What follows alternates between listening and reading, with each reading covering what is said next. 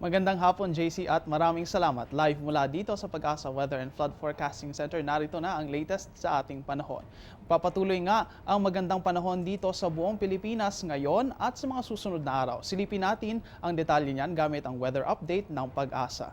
Magandang panahon ang maasahan ng buong bansa ngayon and for the next few days. At dahil yan sa presensya ng high pressure area sa hilagang bahagi ng ating bansa. Bagamat wala ito ngayong araw na ito, bagamat wala ang ridge of high pressure ngayong araw na ito, inaasahan pa rin na maganda ang panahon sa mga susunod na araw dito sa Pilipinas. Ang easterlies na umiiral dito sa silangang bahagi ng bansa ang ating prevailing wind system at nagmumula nga ito sa karagatang Pasipiko. At dahil dyan, asahan natin na magiging bahagyang mas mainit dito sa mga parting ito ng bansa. Ang buong bansa ay makakaasa naman sa fair weather, magiging partly cloudy to cloudy lamang ang ating mga himpapawid na mayroon paling maliit na tsansa na magkaroon ng pag-ulan o pagkidlat pagkulog lalo na pagsapit ng hapon.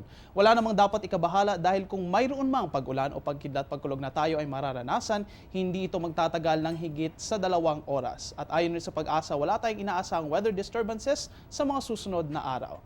At yan ang forecast ngayong araw ng Miyerkules. Magbabalik kami matapos ang isang paalala.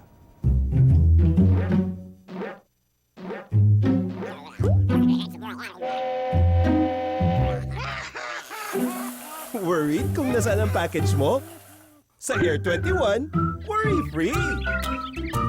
May real-time SMS updates kaya alam mong status ng padala mo every step of the way.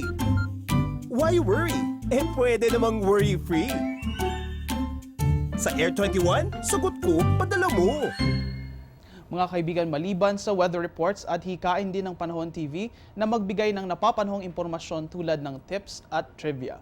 Ngayong araw na ito, hatid namin sa inyo ang isang historical trivia tungkol sa isa sa mga pinakatanyag na manunulat ng Pilipinas, si Francisco Baltazar. Kinikilala ng ilan si Francisco Baltazar bilang ang counterpart ni William Shakespeare. Pinanganak si Baltazar sa Panginay, Bigaa, Bulacan noong 2 ng Abril taong 1788.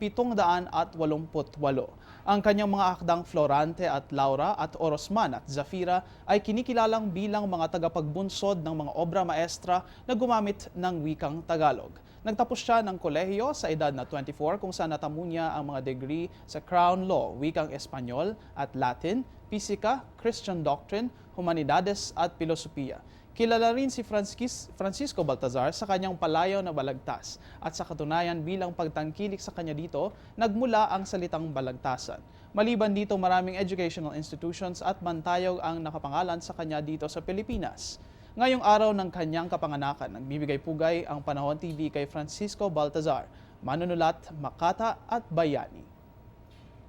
At yan ang latest mula dito sa Pag-asa DOST. Please check our official media accounts on our website para sa latest weather information. Mula dito sa Panahon TV kung saan walang pinipiling panahon ang pagbibigay impormasyon. Ako po inyong weather guide, Earl Figuracion. Balik sa inyo, JC.